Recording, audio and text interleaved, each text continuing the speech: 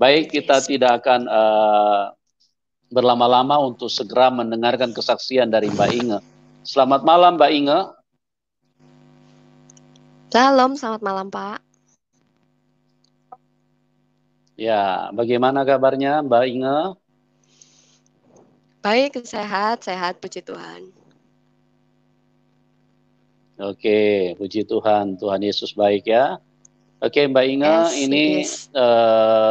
kami terima kasih atas kemurahan hatimu, kemurahan hati Anda yang sudah mau hadir untuk memberikan kesaksian kepada banyak teman-teman yang selalu setia dengan program ini.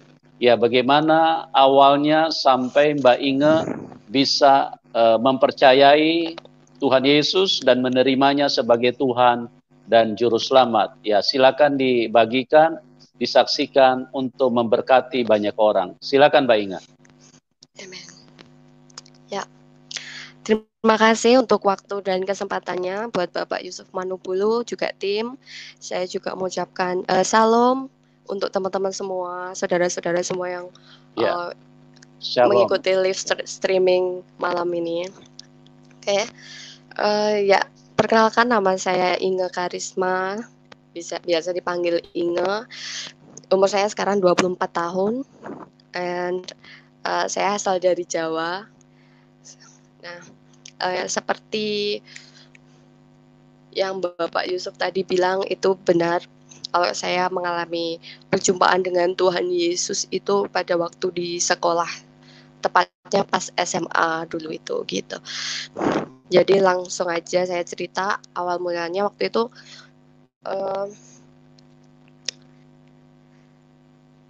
Saya mungkin cerita dari awal. Saya itu terlahir dari keluarga yang bernotabene Muslim, saudaraku, dan saya bukan terlahir di keluarga yang kaya, bahkan sederhana, hanya sederhana dan sangat sederhana. Mama papa saya cuma jualan, tapi saya bersyukur atas setiap mereka. Saya bisa besar 19 tahun waktu itu ya karena perjuangan mereka. Begitu, dan saya perhatikan sejak kecil dulu itu saya sudah dilatih ya untuk membantu kedua orang tua saya gitu. Maksudnya kayak pada waktu SD seperti itu. Saya nggak pulang sekolah kayak gitu, main gitu kayak anak-anak yang lain kayak gitu, enggak, saudaraku. Tapi ya pulang sekolah, tidur siang juga enggak, tapi bantu kayak ngiris-ngiris wortel gitu, ngiris kentang seperti itu. Ya hal-hal kecil lah di waktu itu. Nah, singkat cerita kayak sampai akhirnya saya mulai mau masuk SMA, ya kan, waktu itu saya diputuskan untuk sekolah di yayasan Kristen dulu itu gitu. Jadi kenapa bisa disekolahkan di yayasan Kristen? Ya seperti yang saya bilang karena keluarga kami berkecukupan waktu itu. Tapi pada waktu itu mungkin kedua orang tua saya belum percaya diri untuk menyekolahkan saya di SMA negeri seperti itu. Saya sebut saja SMA negeri ya. Seperti itu, karena juga seperti yang saya mau, saya impikan gitu. Wah, saya pikir saya mesti harus jadi orang yang sukses, orang yang pandai, orang yang pintar itu ya melalui sekolahan. Maksudnya bukan melalui sekolahan ya, melalui pelajaran, melalui maksudnya fasilitas yang baik seperti itu ya, kayak sekolah negeri. Seperti saya mikirnya seperti itu, tapi ternyata jalan Tuhan lain. Seperti firman Tuhan bilang ya, rancanganku bukan rancanganmu dan jalanku bukan jalanmu gitu. Saya percaya kalau waktu itu Tuhan memakai tante saya yang notabene adalah Islam juga, bahkan sangat-sangat rutin sholat 5 waktu gitu keluarga mereka. Tapi suatu ketika karena background tante saya itu kan adalah guru SMP gitu. Jadi beliau itu punya banyak channel gitu ya, termasuk kepala sekolah yang termasuk kepala sekolah yang di yayasan Kristen itu gitu. Nah, datanglah tante saya waktu itu ke rumah kan, bilang ke kedua orang tua saya gitu, merekomendasikan gitu ceritanya kalau saya mesti harus sekolah di sana. Bukan mesti sih, maksudnya mending sekolah di sana gitu, mending disekolahin di swasta itu gitu daripada nggak sekolah sama sekali gitu kan. Nah, pada waktu itu saya nggak nyangka ya, maksudnya benar-benar nggak nyangka gitu loh, yang memang notabene muslim gitu kan, terus kayak tiba-tiba mesti harus sekolah di yayasan Kristen gitu, kayak, "Hah? What?" Gitu. "Apa sih?" Gitu, kayak, "Apa sih?" Gitu. Sempat menolak beberapa kali dengan ucapan, tapi lama-kelamaan saya percaya karena Tuhan kasih saya hati juga gitu loh untuk bisa menerima itu. Jadi ya wis manut wae gitu ya bahasa Jepangnya, maksudnya nurut aja lah gitu apa kata orang tua, daripada saya juga nggak sekolah kan dulu itu gitu. Jadi nurut karena saya juga sayang banget sama orang tua saya gitu. Jadi nurut gitu. Dan seperti yang saya tahu pada waktu kami pendaftaran, waktu itu saya diantar sama papa saya. Di sana ya dikasih tahu gitu bahwa peraturannya di sekolah itu seperti ini. Dan salah satunya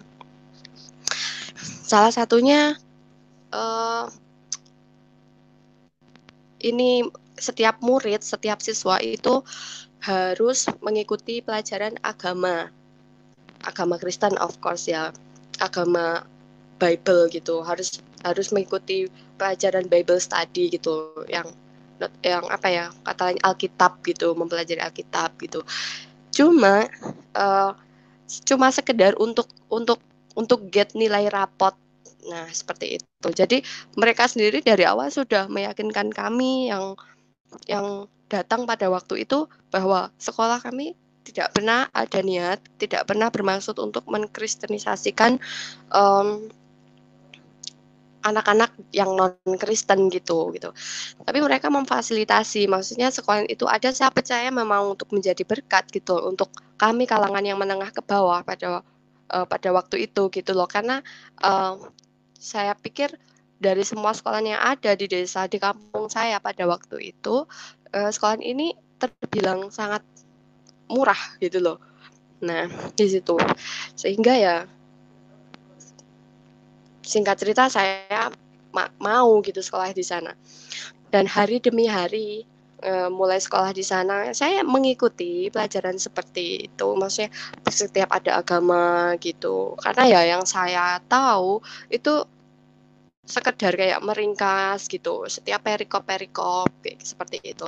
Cuma ya setelah ke bahasa Indonesia seperti itu, cuma kayak tarik kesimpulan gitu. Saya sama sekali nggak ada ketertarikan untuk saya berpikir pindah agama, terus kayak apa namanya,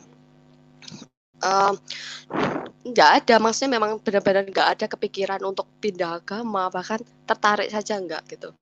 Justru sebalik daripada itu, saya benar-benar meyakinkan diri saya sendiri pada waktu itu bahwa wah, sekolah di Kristen gitu enggak, pokoknya sampai nazar lah, janji lah bahwa saya nggak akan pernah masuk ke Kristen gitu, nggak pernah murtad istilahnya seperti itu gitu.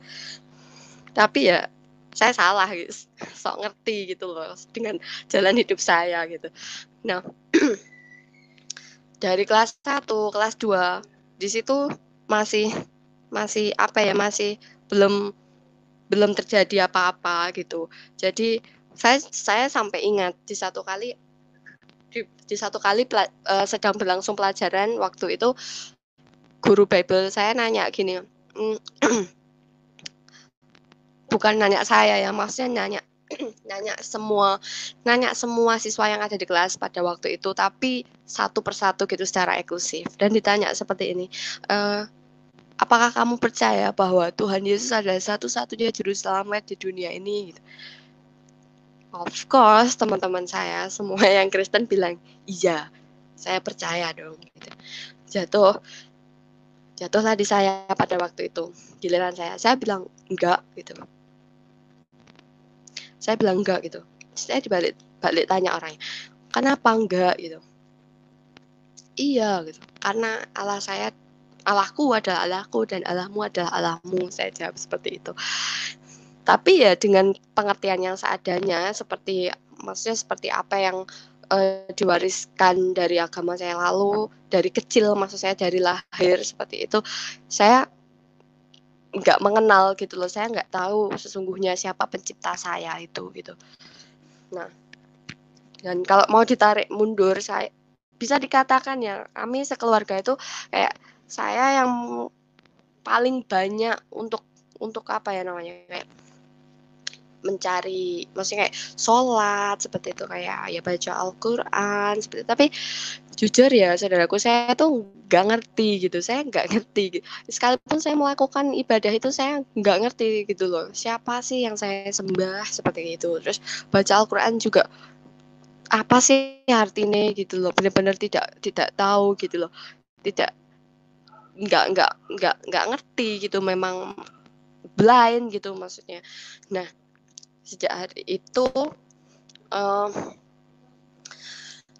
ketika kami debat argumen gitu loh dengan pengertian saya yang apa adanya itu tadi, bahkan satu hal yang buat saya sampai ingat sampai hari ini, beliau katakan bahwa ya segala yang tertulis di dalam Alkitab itu kita percaya gitu. Karena apa gitu?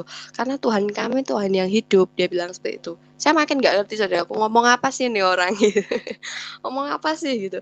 Dan ya apa namanya, sampai ya bilang, maksudnya setiap perkataan mereka itu ada buktinya gitu loh. Ya buktinya apa ya, ini firman ini yang kami percaya gitu loh. Jadi apa ya, apa yang Alkitab sudah tulis itu bukan syukur ditulis seperti itu tuh enggak gitu, tapi memang benar-benar bisa dibuktikan gitu loh, dengan sejarah pun juga bisa gitu loh. Sampai hari ini juga kita tahu Yerusalem ada, Israel ada gitu loh, dan di sana tempat di mana Yesus itu lahir gitu loh. Nah, seperti itu. Nah, sampai singkat cerita sampai akhirnya kelas 2, sekitar kelas 2 SMA waktu itu, kami di sekolahan kami waktu itu kan salah satu aturannya juga setiap siswa mesti harus mengikuti ibadah gitu. Maksudnya kebaktian gitu di setiap weekend gitu, di setiap hari Sabtu gitu, tanpa terkecuali gitu.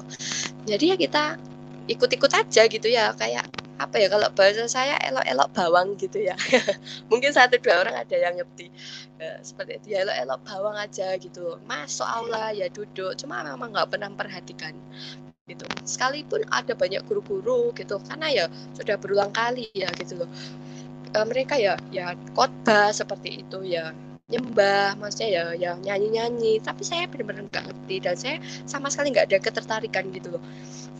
Mereka ya ngomong tentang firman gitu loh ya, saya nggak ngerti gitu loh, karena ya sekalipun firman ini adalah bahasa Indonesia, tapi ini firman ini apa namanya, apa yang tertulis dalam Alkitab itu nggak bisa kita ngerti dengan pikiran kita gitu loh, karena memang Tuhan itu tidak terbatas gitu.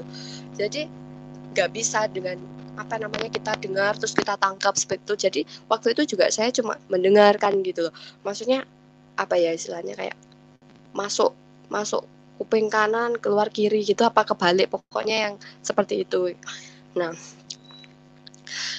singkat cerita saudaraku, waktu itu lagi pujian, teman-teman saya yang pelayanan tuh bawa pujian itu, Bapa Sentuh Hatiku, mungkin ada yang tahu juga. Di situ saya nggak tahu kenapa tiba-tiba hari itu tuh beda seperti hari-hari yang sebelumnya gitu.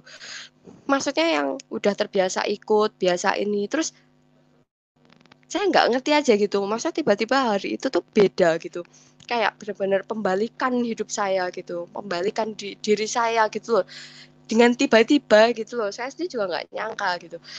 Kenapa? Karena pada saat mereka menyanyikan lagu pujian itu, saya nggak tahu, saya tiba-tiba berdiri, kemudian saya tutup mata, saya nangis. Tapi di dalam tangis itu, saya merasakan bahwa hati saya itu sedang dijamah Tuhan gitu, sedang dilawat. Saya belum ngerti ya waktu itu kata-kata dijamah gitu, bahasa dilawat tuh nggak ngerti gitu loh. Jadi waktu itu yang saya rasakan ya damai gitu loh, kayak saya nggak ngerti gimana caranya Tuhan jamah hati saya pada waktu itu, tapi sejauh dalam-dalamnya hati saya, dia masuk gitu loh. Dia masuk dan dia seakan-akan yang saya tahu apa yang dia kerjakan. dia sedang membersihkan hati saya gitu dari setiap kebencian, maksudnya setiap dosa yang ada dalam hati saya gitu. Karena ya seperti yang saya bilang tadi, pada waktu saya kecil saya sudah dididik, sudah dididik untuk membantu orang tua saya gitu. Dia membuat melakukan pekerjaan kecil seperti itu, sampai buat main aja kan nggak ada waktu gitu loh. Jadi timbul iri hati lah gitu akan teman-teman yang lain gitu. Wah enak ya gitu. Jadi kayak compare gitu, jadi membanding-bandingkan hidup dengan orang lain gitu, dengan teman-teman saya. Wah enak ya, jadi itu anu apa namanya, bisa main gitu, bisa bebas gitu, nggak apa namanya, nggak dicari-cari, nggak disuruh bantu-bantu gitu. Mereka tidur siang, saya enggak gitu. Jadi saya kayak apa ya, saya merasa ya kok nggak adil gitu hidup saya gitu, kenapa gitu loh. Jadi apa ya, tidak terima gitu loh dengan apa yang saya punya seperti itu. Dan sampai pada akhirnya yang paling terakhir yang nggak bisa saya terima yaitu kan ketika saya sekolah di yayasan Kristen itu tadi.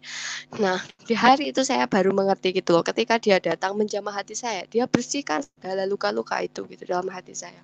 Dia jamah, dia datang sebagai seorang yang mengasihi saya apa adanya saya gitu loh.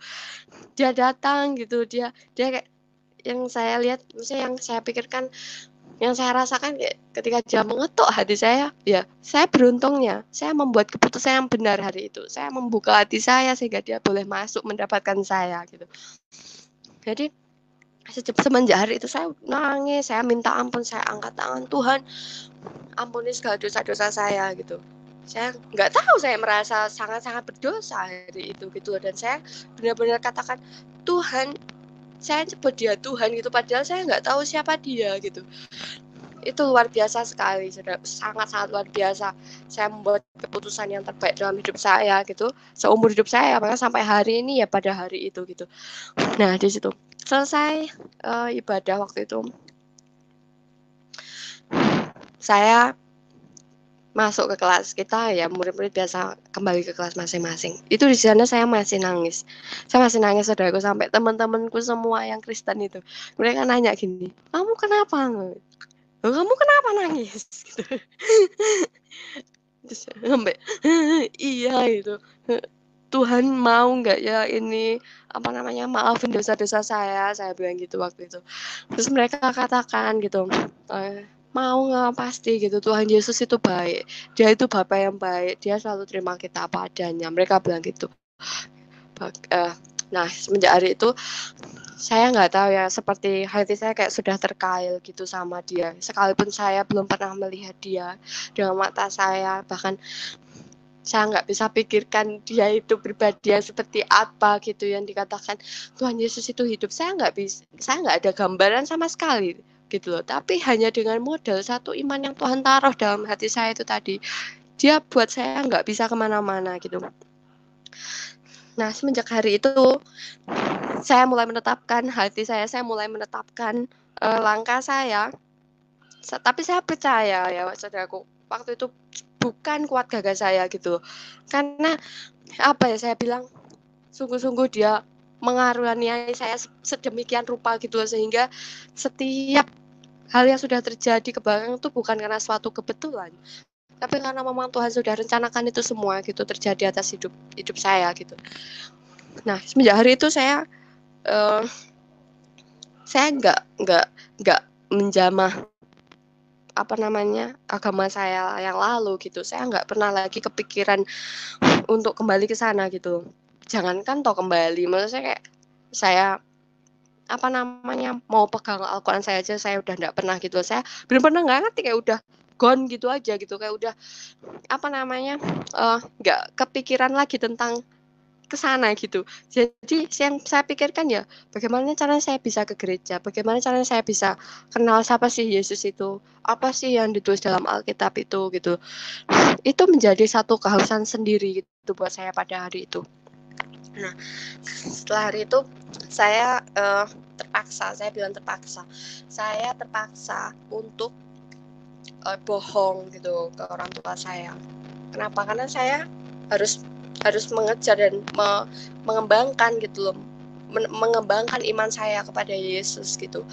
Jadi saya bilang tiap hari Sabtu gitu saya bilang, maaf, saya ada kelompok gitu, ada PR, ngerjain PR di rumah temen gitu.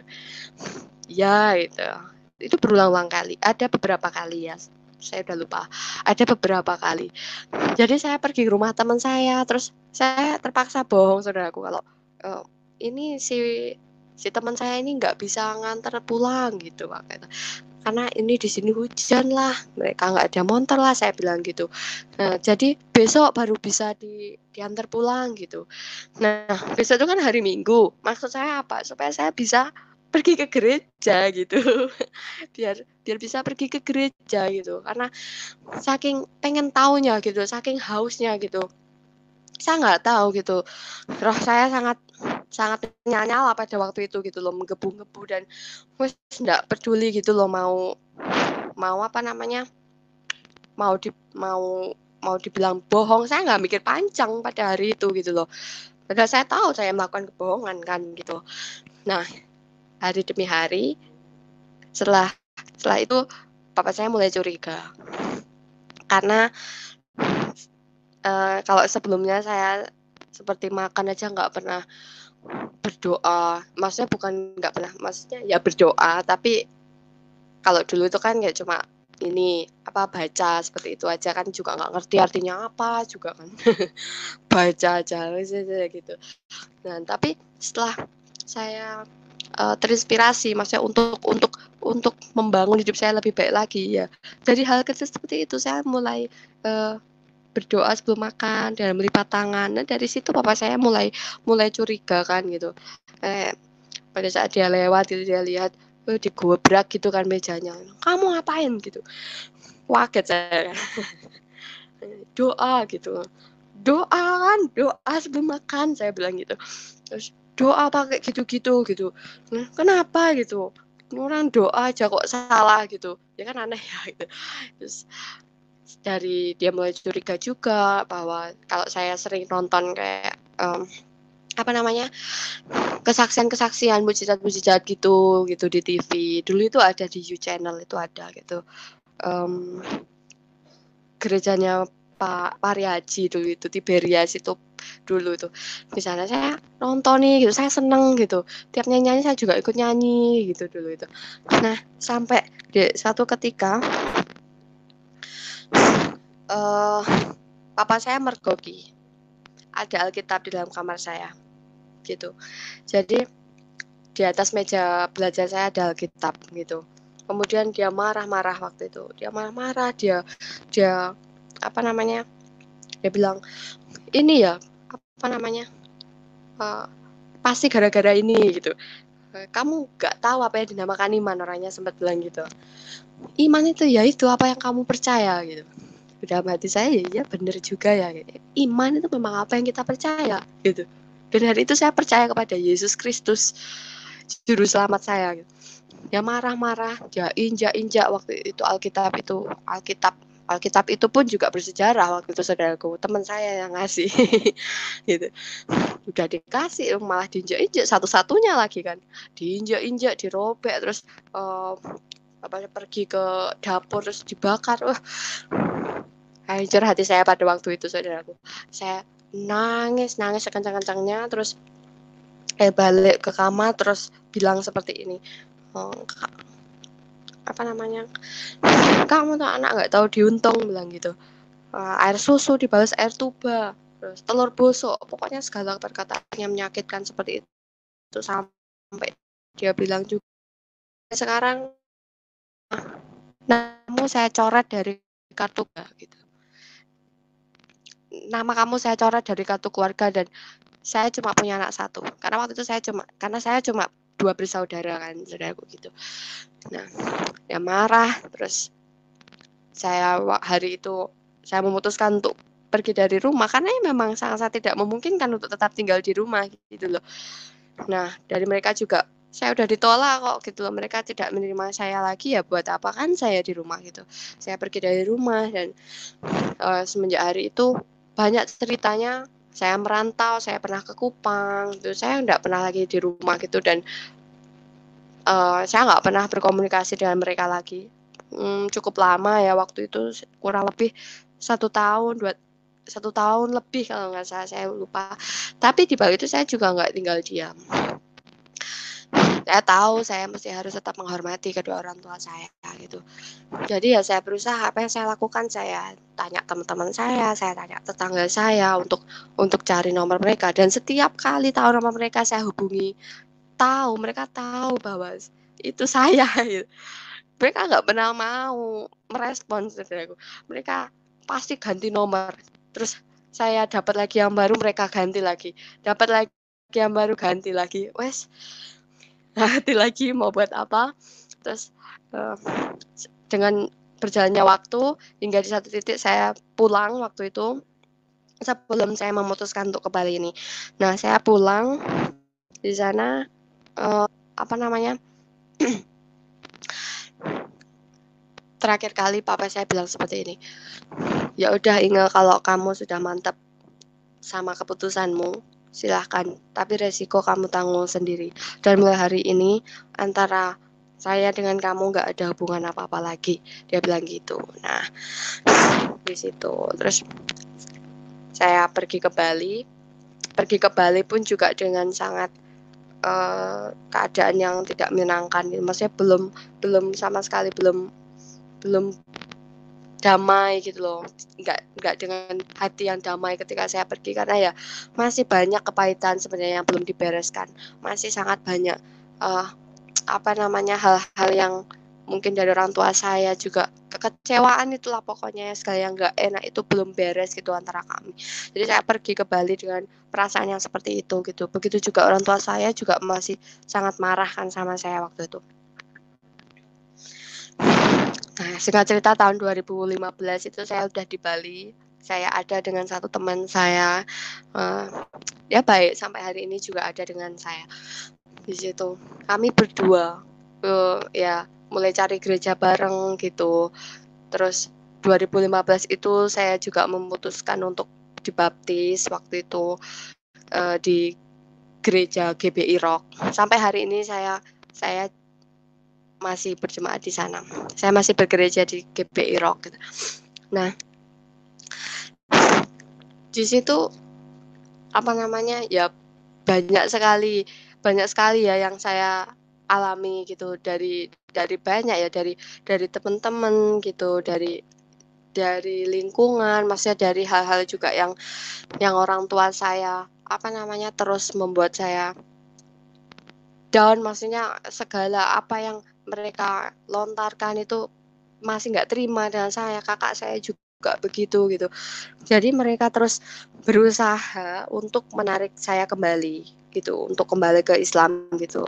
Sempat pernah bilang seperti ini, sekarang kalau kamu mau pindah ke Islam, saya anggap kita wis enggak, maksudnya kita kejadian yang lalu tuh udah nggak ada gitu loh. Jadi kayak memulai yang baru lagi gitu. Nah, orang tua saya bilang seperti itu. Mengajak seperti itu gitu. Tapi saya bilang saya nggak bisa. Mohon maaf, saya nggak bisa kalau saya diminta untuk kembali lagi ke Islam. Karena saya nggak bisa bohong sama hati saya bahwa saya sudah mantap gitu loh dengan iman saya. Saya percaya bahwa Yesus adalah Tuhan saya. Saya percaya bahwa Dia adalah Tuhan yang hidup.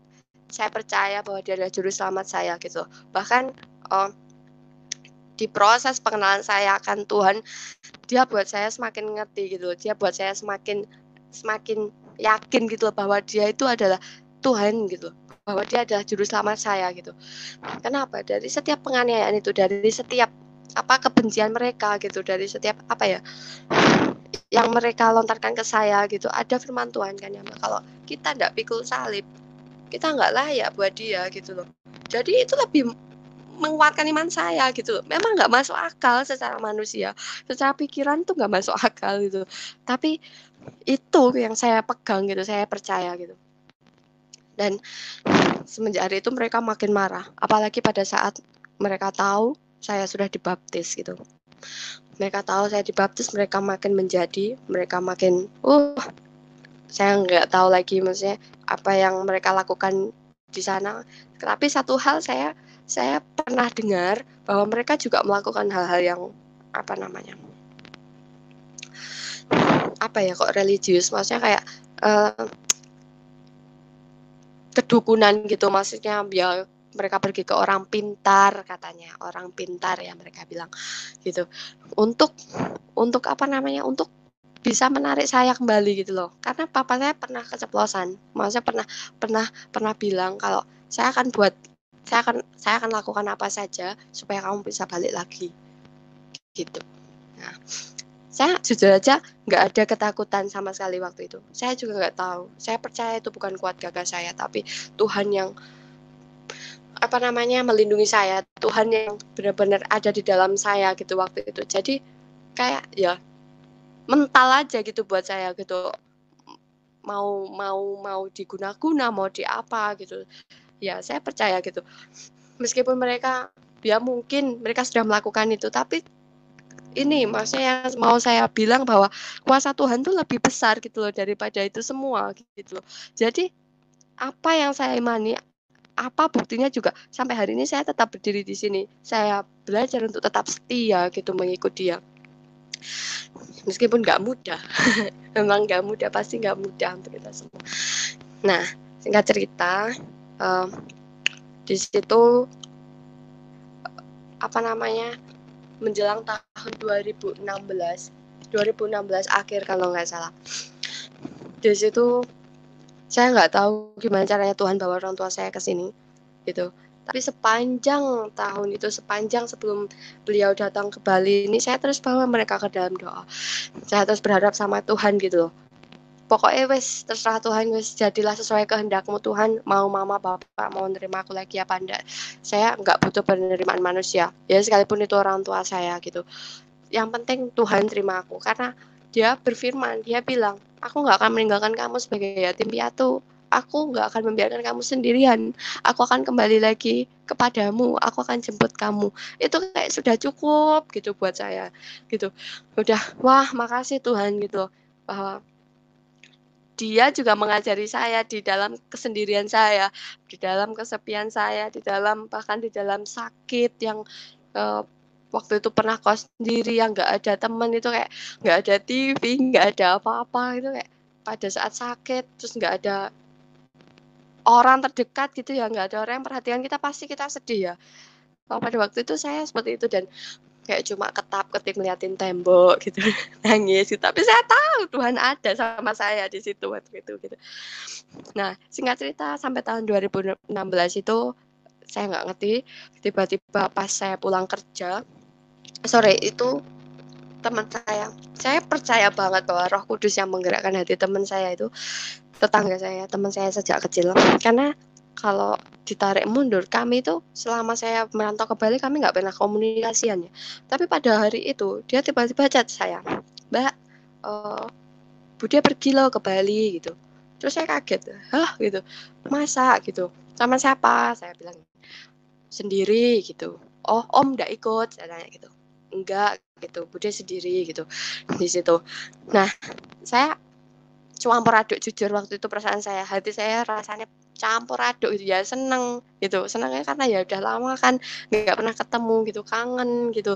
Tapi satu sisi juga ya takut ya, ya apa namanya ya, ada ketidakberanian itu tadi untuk menghadap dia, untuk ketemu sama mama gitu, karena ya saya tahu dia sangat marah sama saya gitu loh. Saya tahu dia ndak apa namanya, belum bisa menerima saya gitu. Tapi saya lawan gitu hari itu sebelum saya menemui mama saya doa, saya bilang pokoknya saya nggak ada kekuatan apa-apa Tuhan, tapi saya pengen ketemu mama gitu. Simple gitu ya. Benar-benar belum bisa doa juga waktu itu gitu kan. Jadi kayak doa ya padanya, kayak benar-benar ngomong sama Tuhan gitu. Ya, saya nggak punya kekuatan apa-apa Tuhan, tapi saya mau ketemu sama mama gitu. Di situ terus ketemu, benar masih sangat marah, bahkan masih sangat nolak. Ya nangis-nangis lah ya. bilang, "Saya ke sini nggak nemuin kamu," gitu. Karena kakak saya kan juga di Bali, gitu. Kakak saya juga di Bali sebelum saya ke sini, bahkan mereka sudah, eee, lebih dulu ke Bali gitu, merantau di Bali gitu. Jadi dikatakan katanya cuma untuk jenguk kakak saya gitu sama cucunya gitu. Nah, di situ marah-marah gitu. Tapi semenjak hari itu saya nggak sekali itu aja, saya terus hampiri mama saya gitu, terus tak tak ini sampai pada akhirnya ikut gitu, ikut papa saya nyusul ke Bali gitu. Nah, di situ setelah sudah apa namanya, enakan sama mama saya gitu. Saya juga nggak tahu kenapa tiba-tiba bisa enakan, kenapa tiba-tiba bisa kayak biasa, kenapa bisa apa namanya, eee, ya kayak suatu mukjizat aja gitu, kayak tiba-tiba Tuhan tuh kayak dalam sekejap gitu loh untuk melembutkan hati mama saya itu gitu loh. Jadi ya kayak biasa gitu, sampai akhirnya papa saya datang ke Bali itu tadi, terus itu juga baru pertama kalinya lagi setelah sekian lama nggak pernah ketemu papa saya. Yang saya bilang terakhir ketika kita ketemu itu tadi, orangnya bilang, apa namanya, ya itu tadi, "Terserah saya kan, saya mau gimana, tapi mulai sekarang kita nggak ada hubungan apa-apa," orang bilang gitu.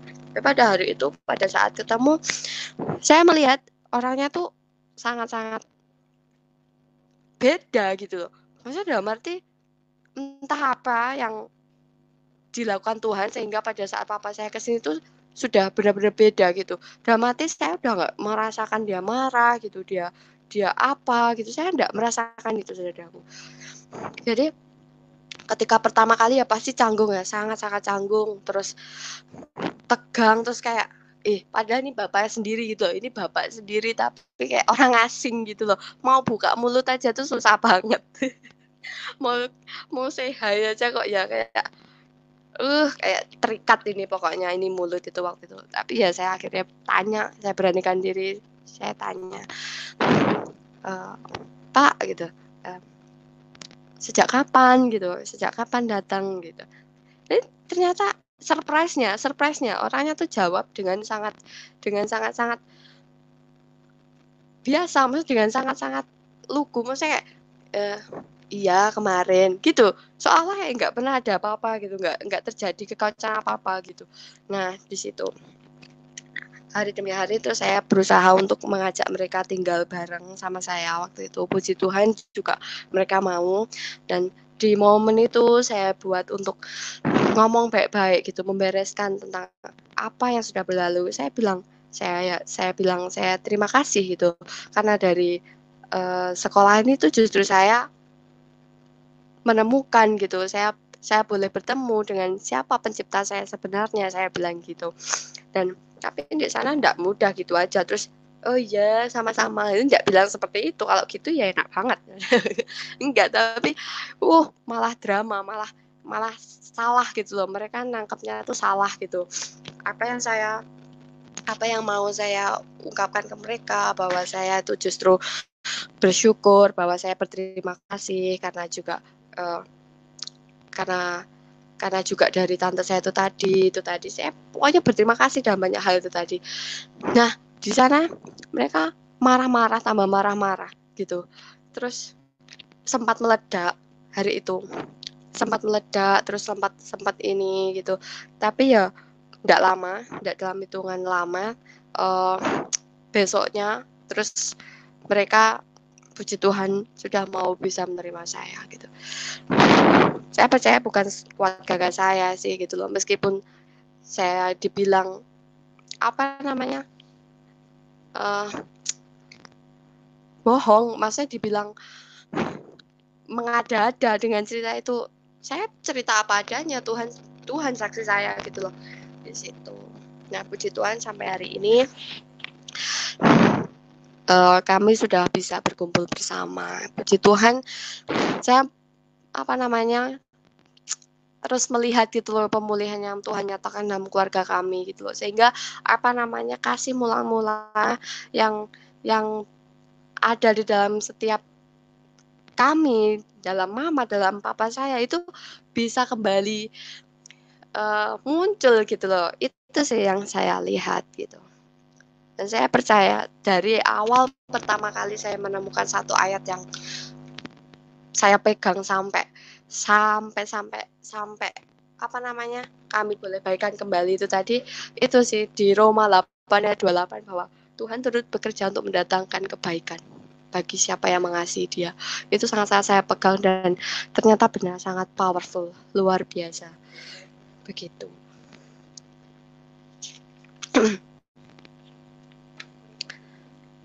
Mungkin cukup sekian yang bisa saya sampaikan. Saya kembalikan ke Bapak Yusuf.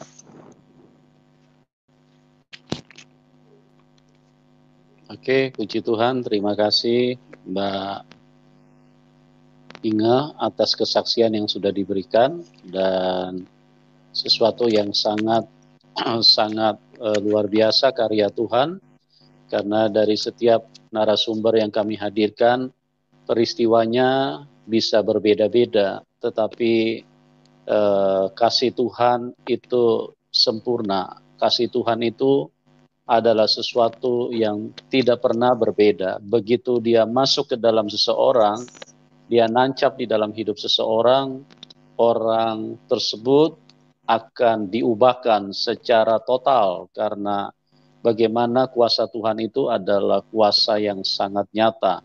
Dan pada malam hari ini apa yang Mbak Inge sampaikan itu sangat menguatkan dan sangat memberkati bahwa Tuhan Yesus tidak pernah pilih-pilih orang, tidak pernah juga memilih usia, tetapi asal saja ada orang yang membuka hati, Tuhan Yesus terus bekerja dan ingin menyelamatkan sebanyak mungkin manusia. Dan itu tertulis di dalam firman, ya. Tuhan berkata bahwa pergilah ke segala persimpangan jalan, paksalah mereka gitu loh, karena rumahku harus penuh, pesta perjamuan kawin sudah siap. Nah, ini adalah satu bukti yang nyata bahwa Tuhan terus bekerja dengan begitu luar biasa, karena Tuhan sangat mengasihi manusia. Kalau Tuhan hanya berdasarkan daripada pekerjaan atau misi yang dilakukan oleh pendeta, kan itu menjadi sangat terbatas, ya, karena banyak jiwa tidak akan terjangkau, karena nggak mungkin bisa menjangkau apalagi orang yang membentengi hidupnya dengan pemahaman keimanan yang berbeda, bertolak belakang dengan kasih Tuhan. Oke, pada malam hari ini mungkin saya sebelum kita masuk ke interaksi dengan teman-teman yang sudah menyaksikan kita, saya ingin bertanya dulu kepada Mbak Inge, kira-kira selain Roma 8 ayat 28, kira-kira ayat-ayat mana yang menguatkan Mbak Inge pada saat mulai mempelajari Alkitab, mulai ikut gereja gitu loh Mbak. Mungkin bisa diceritakan kepada teman-teman. Silakan Mbak Inge. Iya Pak, makasih. Ada banyak sekali ya kalau bisa dibilang sebenarnya. Karena satu hal yang saya percaya, apa yang sudah terjadi dalam hidup saya itu tidak ada yang kebetulan gitu loh.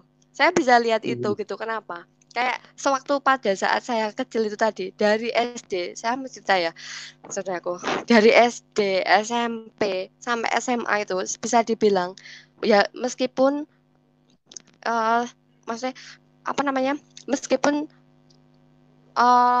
orang tua saya pas-pasan seperti itu, saya bersyukur gitu loh. Dan sekalipun saya dari SD, SMP, SMA itu saya cuma pakai seragam ini ya, bekas gitu, bekas kakak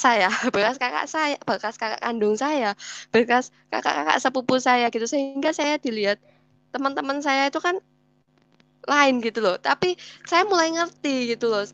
Semakin kesini saya semakin ngerti bahwa apa yang hina bagi dunia itu dipilih Allah, apa yang dipandang rendah, apa yang dipandang nggak mulia, itu tadi tuh justru dipilih Allah gitu. Amen. Untuk meniadakan hikmat dunia itu, orang-orang pintar itu tadi itu. Dan ada lagi di Yohanes 5 ayat 16 dikatakan bahwa apa namanya, Yohanes 15 ayat 16 dikatakan bahwa bukan kamu yang memilih aku, tapi aku yang memilih kamu. Itu sudah sangat-sangat cukup buat saya gitu loh. Jadi apalagi gitu yang perlu saya ragukan gitu loh. Wah, luar biasa Tuhan gitu. Luar biasa, sangat-sangat saya nggak ngerti lagi mau terima kasih dengan apa, karena Dia sendiri yang datang dalam hidup saya. Tuhan yang menyatakan dia yang datang dari jauh untuk memberitakan apa namanya lebih dekat lagi kepada yang dekat seperti itu. Terus juga di Matius 7 ayat 13 di situ. Dari setiap yang saya bilang dari setiap penganiayaan itu, dari setiap penolakan itu tadi, saya semakin yakin gitu loh bahwa saya tidak perlu buat untuk cari lagi supaya manusia bisa terima saya gitu, karena Tuhan aja udah cukup gitu di situ. Kemudian Tuhan bilang, masuklah melalui pintu yang sesak itu, karena lebarlah pintu dan luaslah jalan yang menuju kepada kebinasaan, dan banyak orang yang masuk melaluinya. Karena sesaklah pintu dan sempitlah jalan yang menuju kepada kehidupan, dan sedikit orang yang mendapatkannya gitu. Ya saya percaya gitu loh. Sekalipun banyak hal yang saya lewati, banyak hal yang buat saya nggak enak untuk memikul salib saya. Tapi ketika firman Tuhan sudah jelas mengatakan seperti itu ya, saya saya nggak ragu lagi gitu loh Pak. Maksudnya saya kayak, wes cukup lah gitu, cukup firman Tuhan bilang seperti itu gitu. Jadi udahlah, segala sesuatu yang terjadi itu memang kasih karunia dari Tuhan gitu. Begitu. Oke.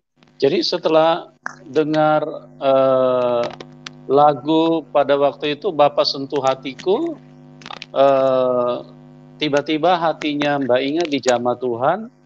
Terus kemudian kelanjutannya gimana pada waktu itu? Ingin baca Alkitab apa bagaimana? Iya betul. Saya merasakan satu kehausan tersendiri gitu. Karena yang saya tahu, yang saya tangkap ketika Tuhan masuk ke dalam hati saya, dia sedang memperbarui roh saya gitu. Sehingga ketika dia masuk, saya percaya bahwa dia memberikan saya roh yang baru gitu. Sehingga ketika roh Tuhan yang ada di dalam diri saya itu, ya saya bisa merasakan rasa haus itu tadi gitu loh. Karena saya percaya saya ngonek gitu loh dengan roh Allah gitu, roh Tuhan gitu. Jadi bukan lagi tentang dunia gitu, maksudnya saya merasa tidak ada kekosongan lagi setelah hari itu gitu. Ya, Tuhan mengisi hidupnya Mbak Inge ya. Dan bagi teman-teman yang memang masih belum bisa masuk, ya bukan kami pilih-pilih, enggak ya, karena memang keterbatasan sinyal dan juga jaringan internet. Jadi mungkin nanti bisa berusaha untuk di program selanjutnya. Oke, sekali lagi kami menyampaikan terima kasih kepada semua teman-teman yang sudah setia bersama-sama dengan kami. Dan kami terus berdoa supaya semuanya bisa mengalami kebaikan Tuhan, kasih Tuhan, anugerah Tuhan, dan sedapat-dapatnya masuk di dalam rencana dan kehendak Tuhan. Oke Mbak Inga, mungkin yang terakhir bisa sampaikan closing statement bagi semua yang bersama-sama dengan kita pada malam hari ini. Silakan Mbak Inga. Iya, makasih Pak. Oke, mungkin pesan saya untuk semuanya aja. Yang pertama, karena di keadaan seperti ini pandemi, maksudnya untuk semuanya tanpa terkecuali, bukan cuma buat teman-teman yang seiman aja, buat semuanya juga. Jangan lupa cuci tangan, terus juga tetap jaga kesehatan, seperti itu sih, tetap berusaha untuk bahagia. Begitu. Untuk teman-teman yang seiman semuanya juga tetap kuat dalam Tuhan ya. Udah nggak zaman lagi untuk saling gesek sana gesek sini, udah nggak zaman lagi. Jadi benar-benar kita mesti harus sungguh-sungguh cari Tuhan, apalagi kita nggak tahu kapan Tuhan datang. Jadi kita yang memang ditetapkan untuk menjadi anak yang sulung, kita mesti harus benar-benar siap untuk dipakai Tuhan gitu. Itu aja sih Pak, mungkin ada kurang lebihnya saya juga maaf. Ya, oke. Mbak Inge, atas nama semua yang sudah bersama-sama dengan kita pada malam hari ini, teman-teman juga yang sudah menyaksikan acara ini, kami menyampaikan terima kasih kepada Mbak Inge yang sudah bermurah hati untuk berbagi kesaksian, menyampaikan sharing kehidupan. Dan kami berdoa buat Mbak Inge supaya semakin luar biasa mencintai Tuhan dan semakin dipakai Tuhan dan mengalami anugerah yang berlimpah-limpah dari Tuhan Yesus dan sampai kepada kerajaan yang kekal. Oke, teman-teman, Tuhan Yesus memberkati kita semua dan sampai berjumpa di program selanjutnya. Salam kemenangan buat kita semua. Amin.